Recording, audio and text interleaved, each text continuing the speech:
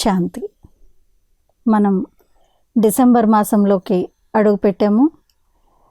ఈ 2025 సంవత్సరం పూర్తయ్యేటువంటి సమయం వచ్చేసింది. మరి దీంతో పాటు మన యొక్క స్థితిని కూడా ఇంకా మెరుగుపరుచుకొని కొత్త సంవత్సరంలోకి వెళ్ళడానికి మాసమంతా కృషి చేసేది ఉంది. మరి ఈరోజు ఈ మాసం యొక్క మొదటి రోజు బాబా యొక్క సాకార రూపంలోని మధురమైన మహావాక్యాలని విందాము. ఈరోజు 1/12/2025 డిసెంబర్ 1వ తేదీ బాబా యొక్క సాకార రూపంలోని మధురమైన మహావాక్యాలు. మధురమైన పిల్లలు, రోజు విచార సాగర మంథనం చేయడం ద్వారా ఎంతో సంతోషం కలుగుతుంది. నడుస్తూ తిరుగుతూ నేను స్వదర్శన చక్రధారిని అని మీ స్మృతిలో ఉండాలి. రోజు విచార సాగర మంథనం చేయడం ద్వారా ఎంతో సంతోషం కలుగుతుంది. నడుస్తూ తిరుగుతూ నేను స్వదర్శన చక్రధారిని అని మీ స్మృతిలో ఉండాలి. ఈరోజు ప్రశ్న: మీ ఉన్నతిని చేసుకునేందుకు సహజమైన సాధనం ఏంటి? మీ ఉన్నతిని చేసుకునేందుకు సహజమైన సాధనం ఏంటి? జవాబు: మీ ఉన్నతి కొరకు రోజు మీ లెక్కాపత్రాన్ని వ్రాసుకోండి. ఈ రోజంతటిలో నేను ఏ విధమైన ఆసురీ కర్మను చేయలేదు కదా అని మిమ్మల్ని మీరు పరిశీలించుకోండి. ఏ విధంగా విద్యార్థులు తమ రిజిస్టర్ను రాసుకుంటారో అలాగే పిల్లలైన మీరు కూడా మీ రిజిస్టర్ను రాసుకున్నట్లయితే మీ ఉన్నతి జరుగుతూ ఉంటుంది. ఈరోజు పాట: दूरदेश निवासी, दूर देश का रहने वाला ఆయా దేశ పరాయే. ఓం శాంతి. దూరదేశము అని దేన్ని అంటారో పిల్లలకు తెలుసు. ఈ విషయం ప్రపంచంలో ఒక్కరికి కూడా తెలియదు. ఎంత పెద్ద విద్వాంసులైనా పండితులైనా కానీ దీని అర్థం ఎవరికీ తెలియదు. హే భగవంతుడా అని మనుష్య మాత్రులందరూ ఏ తండ్రినైతే స్మృతి చేస్తారో ఆ తండ్రి పైన మూలవతనంలో ఉన్నారని పిల్లలైన మీకు తెలుసు. ఈ విషయం ఇంకెవ్వరికీ తెలియదు. ఈ డ్రామా రహస్యాన్ని కూడా పిల్లలైన మీరు ఇప్పుడే అర్థం చేసుకుంటున్నారు. ప్రారంభం నుండి ఇప్పటి వరకు ఏదైతే జరిగిందో, ఏదైతే జరగనున్నదో అదంతా మీ బుద్ధిలో ఉంది. ఈ సృష్టి చక్రం ఎలా తిరుగుతుందో మీ బుద్ధిలో ఉండాలి. పిల్లలైన మీరు కూడా నంబర్ వారీగా అర్థం చేసుకుంటారు. విచార సాగర మంథనం చెయ్యరు కాబట్టి అంత సంతోషం అనుభవం కాదు. లేస్తూ కూర్చుంటూ నేను స్వదర్శన చక్రధారిని అని మీ బుద్ధిలో ఉండాలి. ఆది నుండి అంతిమం వరకు ఆత్మనైన నాకు మొత్తం సృష్టి చక్రమ జ్ఞానం అంతా తెలుసు. పిల్లలైన మీరు ఇక్కడ కూర్చున్న మీ బుద్ధిలో మూలవతనం గుర్తొస్తూ ఉంటుంది. అది నిశ్శబ్దమైన మధురమైన ఇల్లు. అది నిర్వాణ ధామము, నిశ్శబ్ద ధామము. అక్కడ ఆత్మలు నివసిస్తాయి. ఈ విషయాలు పిల్లలైన మీ బుద్ధిలోకి వెంటనే వచ్చేస్తాయి. ఇంకెవ్వరికీ వీటిని గూర్చి తెలియదు. ఎన్ని శాస్త్రాలు చదివినా విన్నా లాభం ఏమీ లేదు.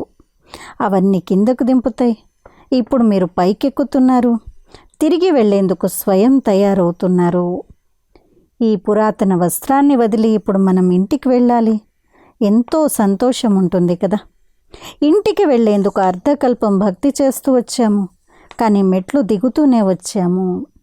ఇప్పుడు బాబా మనకు చాలా సహజంగా ఈ విషయాలను అర్థం చేయిస్తున్నారు.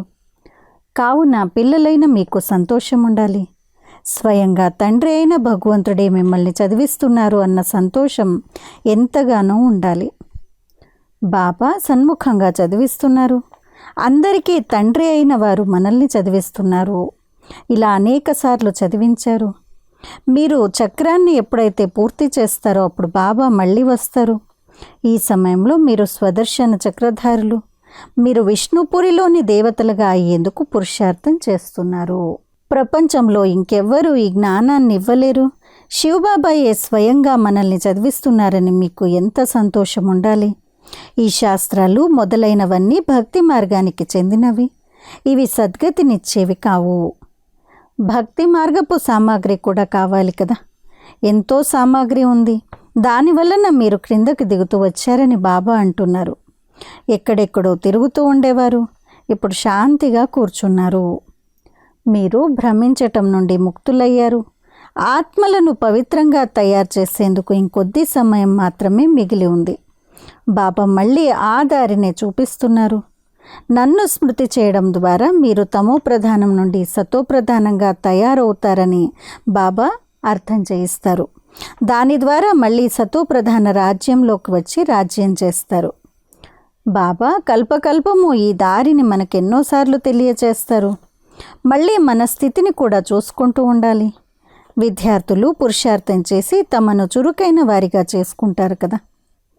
చదువు రిజిస్టర్ మరియు నడవడిక రిజిస్టర్ కూడా ఉంటుంది.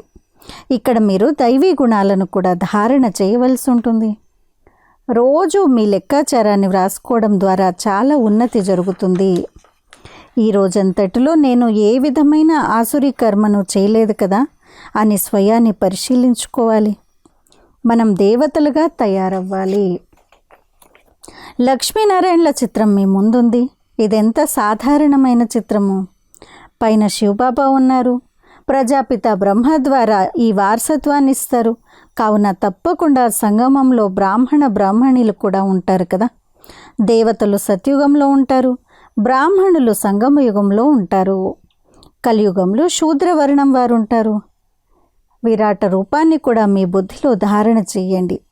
ఇప్పుడు మనం బ్రాహ్మణులుగా శిఖరాగ్రంలో ఉన్నాము, శిఖలో ఉన్నాము. మళ్ళీ మనమే దేవతలుగా తయారవుతాము. దేవతలుగా తయారు చేసేందుకు బాబా బ్రాహ్మణులను చదివిస్తున్నారు. కావున తప్పకుండా దైవీ గుణాలను కూడా ధారణ చెయ్యాలి. చాలా మధురంగా తయారవ్వాలి. ఎవ్వరికీ దుఃఖాన్ని ఇవ్వకూడదు. ఏ విధంగా శరీర నిర్వహణార్థం ఏదో ఒక పని చేయడం జరుగుతుందో అదేవిధంగా ఈ యజ్ఞ సేవను కూడా చెయ్యాలి. ఎవరైతే అనారోగ్యం చెందుతారో, సేవ చేయలేకపోతారో వారి సేవ కూడా చేయవలసి ఉంటుంది. ఎవరైనా అనారోగ్యం చెంది శరీరాన్ని వదిలేస్తే మీరు దుఃఖపడవలసిన అవసరం లేదు. మీరు పూర్తి నిశ్శబ్దంగా బాబా స్మృతిలో ఉండాలి. ఏ శబ్దము చేయకూడదు. వాళ్ళు శ్మశానంలోకి తీసుకొని వెళ్ళేటప్పుడు రామా రామా అని అంటూ శబ్దం చేస్తూ వెళ్తారు. కానీ మీరు ఏ శబ్దము చేయకూడదు. మీరు సైలెన్స్ ద్వారా విశ్వం పైన విజయాన్ని పొందుతారు. వారిది సైన్స్ శక్తి, మీది సైలెన్స్ శక్తి. పిల్లలైన మీకు జ్ఞానము మరియు విజ్ఞానాల యథార్థ అర్థం తెలుసు. జ్ఞానం అంటే అర్థం చేసుకోవడము, విజ్ఞానం అంటే అన్నింటినీ మర్చిపోవడము, జ్ఞానం నుండి కూడా అతీతంగా అవ్వడము. కావున జ్ఞానం ఉంది, అలాగే విజ్ఞానం కూడా ఉంది. మేము శాంతిధామ వాసులమని మీకు తెలుసు. ఆత్మలో జ్ఞానం కూడా ఉంది. రూపము మరియు సుగంధము ఈ రెండు ఆత్మలో ఉన్నాయి. బాబా కూడా రూపము మరియు సుగంధం కలిగిన వారు కదా. బాబాకు రూపం ఉంది, వారిలో మొత్తం సృష్టి చక్రపు జ్ఞానం కూడా ఉంది. వారు విజ్ఞాన భవనం అన్న పేరును పెట్టారు, కానీ దాని అర్థం వారికి తెలియదు. ఈ సమయంలో విజ్ఞానం వల్ల సుఖం ఉంది, దుఃఖం కూడా ఉంది అని పిల్లలైన మీకు తెలుసు. అక్కడ సుఖమే సుఖం ఉంటుంది, ఇక్కడ అల్పకాలికమైన సుఖం ఉంటుంది, మిగిలిందంతా దుఃఖమే దుఃఖము. ఇంట్లో మనుషులు ఎంత దుఃఖితులుగా ఉంటారు. చనిపోతే ఈ దుఃఖ ప్రపంచం నుండి దూరం అవుతామని భావిస్తారు. బాబా మనలను స్వర్గవాసులుగా తయారు చేసేందుకు వచ్చారని ఇప్పుడు పిల్లలైన మీకు తెలుసు. మరి మీలో ఎంత తపన ఉండాలి. కల్పకల్పము బాబా మనల్ని స్వర్గవాసులుగా తయారు చేసేందుకు వస్తారు. కావున ఇటువంటి తండ్రి సలహాపై నడవాలి కదా. మధురమైన పిల్లలు, ఇప్పుడెవ్వరికీ దుఃఖాన్ని ఇవ్వకండి అని బాబా అంటారు. గృహస్థ వ్యవహారాల్లో ఉంటూ పవిత్రంగా అవ్వండి. మనం సోదరీ సోదరులము.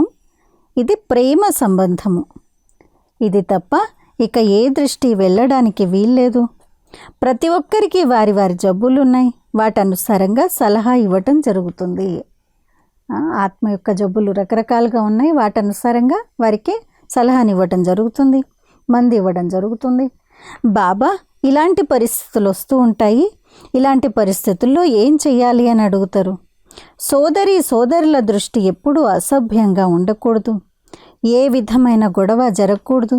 నేను ఆత్మలైన మీ తండ్రిని కదా. శివబాబా ఇప్పుడు బ్రహ్మ తనువు ద్వారా మాట్లాడుతున్నారు. ప్రజాపిత బ్రహ్మ శివబాబా సంతానము. శివబాబా సాధారణ తనువులోకే వస్తారు కదా. విష్ణువు సత్యుగానికి చెందినవాడు. నేను కొత్త ప్రపంచాన్ని రచించేందుకు ఇతడి శరీరంలోకి ప్రవేశించి వచ్చానని బాబా అంటున్నారు. మీరు విశ్వ మహారాజులుగా మహారాణులుగా అవుతారా అని బాబా అడుగుతున్నారు. బాబా తప్పకుండా అవుతాము అని అంటారు. మరి దీని కొరకు పవిత్రంగా ఉండాలి. కానీ ఇది కష్టమైంది అని అంటారు. అరే, మిమ్మల్ని విశ్వానికి యజమానులుగా తయారు చేస్తుంటే మీరు పవిత్రంగా ఉండలేరా? మీకు సిగ్గు కలగటం లేదా? అసభ్యమైన పనులు చేయకండి అని లౌకిక తండ్రి కూడా అర్థం చేయిస్తాడు కదా. మధురమైన పిల్లలు, మీరు దీనిపై విజయాన్ని పొందాలి అని బాబా అంటున్నారు. నేను వచ్చిందే మిమ్మల్ని పవిత్రంగా తయారు చేసేందుకు. పిల్లలైన మీకు ఎంతో మంచి, చెడు, తప్పు, ఒప్పులను గుర్తించే తెలివి ఉంది. ఈ లక్ష్మీనారాయణలుగా తయారవ్వడమే మీ లక్ష్యము. స్వర్గవాసులలో దైవీ గుణాలు ఉన్నాయి, నరకవాసులలో అవగుణాలు ఉన్నాయి. ఇప్పుడున్నది రావణ రాజ్యము అన్న విషయం కూడా ఎవ్వరూ అర్థం చేసుకోలేరు. రావణుణ్ణి ప్రతి సంవత్సరము తగలపెడతారు. అతడు శత్రువు కదా, కావుననే అతన్ని తగలబెడుతూ ఉంటారు. కానీ అసలు అతడు ఎవరో అర్థం చేసుకోరు. ఇప్పుడు మనమందరము రావణ రాజ్యంలో ఉన్నాం కదా, కావున తప్పకుండా అందరము అసురులమే. కానీ ఎవరు తమను తాము అసురులుగా భావించరు. ఇదంతా ఒక రాక్షస రాజ్యం అని చాలామంది అంటూ ఉంటారు. యథా రాజారాణి తథా ప్రజ. కానీ మనుష్యులకు ఈ కాస్త తెలివి కూడా లేదు.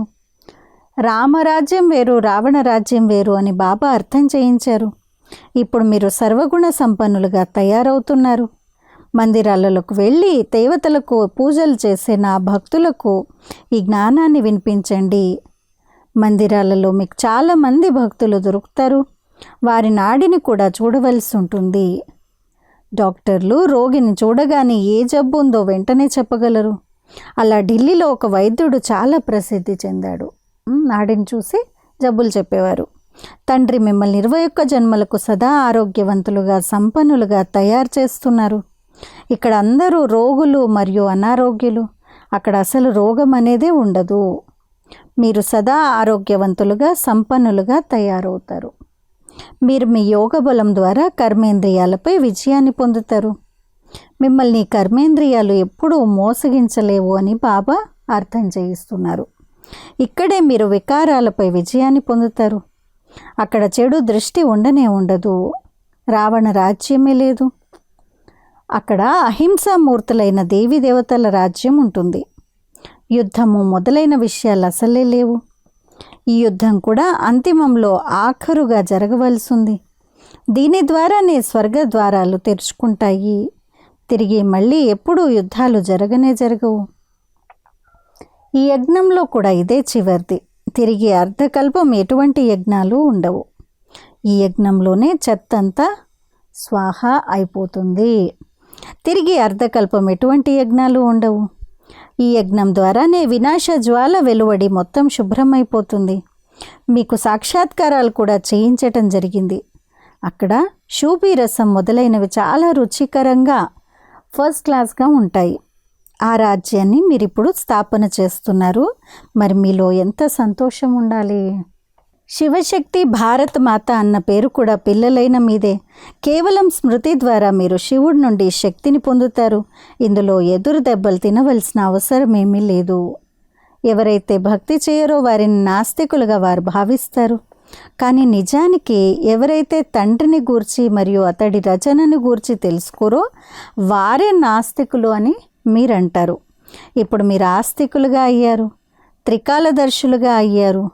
మీరు 3 లోకాలను గూర్చి 3 కాలాలను గూర్చి తెలుసుకున్నారు.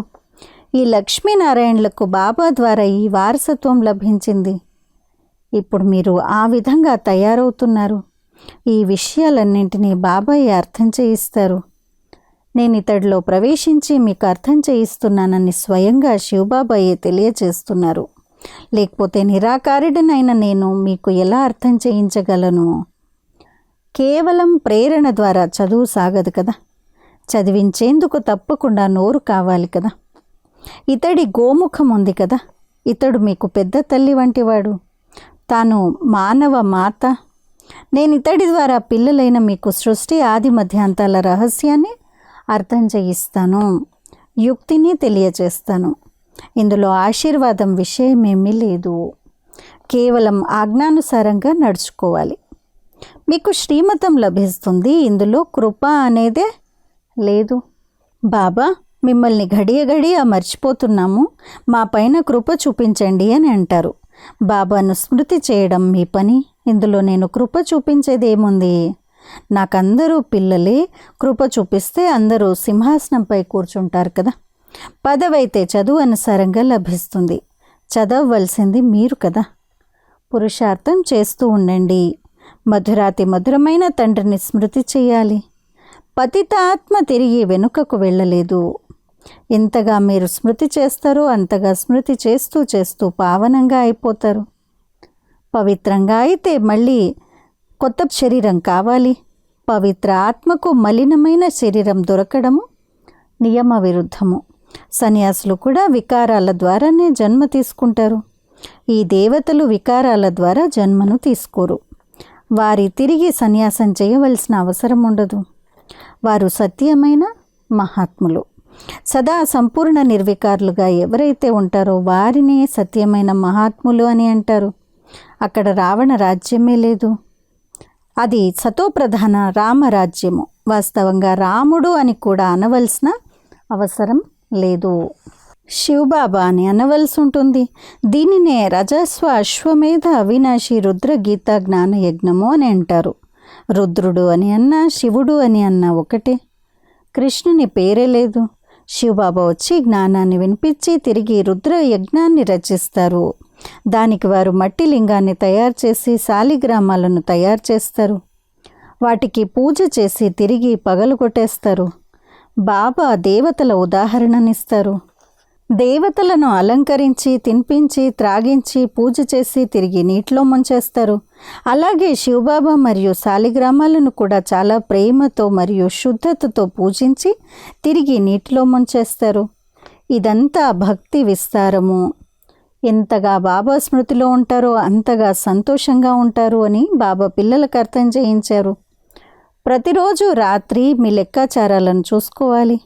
నేను ఏ తప్పు చేయలేదు కదా అని మీ చెవులు మీరే పట్టుకోవాలి. అంటే మనల్ని మనం చెక్ చేసుకుని తప్పు చేస్తే దాన్ని రెక్టిఫై చేసుకోవాలి. బాబా, ఈరోజు నా వల్ల ఈ తప్పు జరిగింది, నన్ను క్షమించండి అని బాబాని అడగాలి. నాకు నిజం చెప్పడం ద్వారా మీ పాపంలో అర్ధభాగం సమాప్తమైపోతుంది అని బాబా అంటారు. బాబా మీ ముందు కూర్చున్నారు కదా, మీ కళ్యాణం చేసుకోవాలి అని అనుకుంటే శ్రీమతంపై నడవండి. మీ లెక్కాచారాలను వ్రాయడం ద్వారా ఎంతో ఉన్నతి జరుగుతుంది. ఇందులో ఖర్చేమీ లేదు కదా.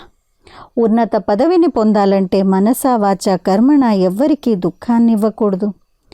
ఎవరైనా ఏమైనా అంటే విని విననట్లుగా ఉండాలి. దీని కొరకు పురుషార్థం చెయ్యాలి. పిల్లలైన మీ దుఃఖాలను దూరం చేసి సదా మీకు సుఖాన్ని ఇచ్చేందుకే బాబా వచ్చారు. కావున పిల్లలు కూడా అలా అవ్వాలి. మందిరాలలో చాలా మంచి సేవ జరుగుతుంది. అక్కడ ధార్మిక మనస్కులు చాలామంది మీకు దొరుకుతారు. ఎంతోమంది ప్రదర్శనలలో మీ వద్దకు వస్తారు. ప్రొజెక్టర్ కన్నా ప్రదర్శని మరియు మేళాలలో సేవ ఎక్కువగా జరుగుతుంది. మేళాలలో ఎంతో ఖర్చు అవుతుంది, కానీ దానివల్ల ఎంతో లాభం కూడా ఉంది కదా. అచ్చా, मीठे मीठे सिक्किलदे बच्चों प्रति माता पिता बाप दादा का याद प्यार और गुड मॉर्निंग। रूहानी बाप की रूहानी बच्चों को नमस्ते। हम रूहानी बच्चों के रूहानी माता पिता बाप दादा को याद प्यार गुड मॉर्निंग और नमस्ते। ధారణ కొరకు ముఖ్య సారము. మొదటి పాయింట్, తప్పు ఒప్పులను అర్థం చేసుకునే బుద్ధిని బాబా మనకిచ్చారు. ఆ బుద్ధి ఆధారంగా దైవీ గుణాలను ధారణ చేయాలి. ఎవరికి ఎటువంటి దుఃఖాన్ని ఇవ్వకూడదు. పరస్పరం సోదరి సోదరుల సత్యమైన ప్రేమ ఉండాలి. ఎప్పుడూ చెడు దృష్టి కలగకూడదు. 2, బాబా ఇచ్చే ప్రతి డైరెక్షన్పై నడుస్తూ బాగా చదువుకుంటూ మీపైన మీరే దయ చూపించుకోవాలి. మీ ఉన్నతి కొరకు మీ లెక్కాచారాలను వ్రాయాలి. ఎవరైనా ఏమైనా అంటే విని విననట్లుగా ఉండాలి. ఈరోజు వరదానము, పుణ్యాత్మ భవ. ఈశ్వరీయ రాయల్టీ సంస్కారాల ద్వారా ప్రతి ఒక్కరి విశేషతలను వర్ణన చేసి పుణ్యాత్మ భవ. ఈశ్వరీయ రాయల్టీ సంస్కారాల ద్వారా ప్రతి ఒక్కరి విశేషతలను వర్ణన చేసే పుణ్యాత్మ భవ. సదా స్వయాన్ని విశేష ఆత్మగా భావిస్తూ ప్రతి సంకల్పాన్ని లేక కర్మను చెయ్యడము మరియు ప్రతి ఒక్కరిలో విశేషతను చూడటము, వర్ణన చేయటము, సర్వుల పట్ల విశేషంగా తయారు చేయాలి అన్న శుభ కళ్యాణ కామనను ఉంచటము, ఇదే ఈశ్వరీయ రాయల్టీ. మరొకసారి విందాము. సదా స్వయాన్ని విశేషాత్మగా భావిస్తూ ప్రతి సంకల్పాన్ని లేక కర్మను చెయ్యటము మరియు ప్రతి కర్మలో విశేషతను చూడటము, వర్ణన చేయటము, సర్వుల పట్ల విశేషంగా తయారు చెయ్యాలి అన్న శుభ కళ్యాణ కామనను ఉంచటము, ఇదే ఈశ్వరీయ రాయల్టీ. రాయల్ ఆత్మలు ఇతరుల ద్వారా వదిలివేయబడే విషయాలను స్వయంలో ధారణ చేయలేరు. కావున ఎవరి బలహీనతలు లేక అవగుణాలనైనా చూసే నేత్రము సదా మూయబడి ఉండాలి అన్న అటెన్షనే సదా ఉండాలి. పరస్పర గుణగానం చేయండి. స్నేహము, సంయోగాల పుష్పాలను ఇచ్చిపుచ్చుకోండి. అప్పుడు పుణ్యాత్మలుగా అయిపోతారు. స్లోగన్: వరదానపు శక్తి పరిస్థితి రూపీ అగ్నిని కూడా నీరుగా చేసేస్తుంది. వరదానపు శక్తి పరిస్థితి రూపీ అగ్నిని కూడా నీరుగా చేసేస్తుంది. అవ్యక్త ప్రేరణ ఇప్పుడు సంపన్నంగా మరియు కర్మాతీతంగా అవ్వాలనే ధునిలోనే ఉండండి. నిరాకారి స్వరూపపు ముఖ్య శిక్షణ యొక్క వరదానము కర్మాతీత భవ. ఆకారి స్వరూపము లేక ఫరిష్తాతనపు వరదానము డబల్ లైట్ భవ. డబల్ లైట్ అనగా సర్వ కర్మ బంధనాల నుండి తేలిగ్గా ఉండేవారు, మరియు లైట్ అనగా సదా ప్రకాశ స్వరూపంలో స్థితులై ఉండేవారు. ఇలా డబల్ లైట్గా ఉండేవారు సహజంగానే కర్మాతీత స్థితిని ప్రాప్తి చేసుకోగలరు. కనుక ఇప్పుడు సేవలలోకి వస్తూ నేను సంపన్నంగా మరియు కర్మాతీతంగా అవ్వాల్సిందే అన్న ధునిలోనే ఉండండి. అచ్చా. ఓం శాంతి.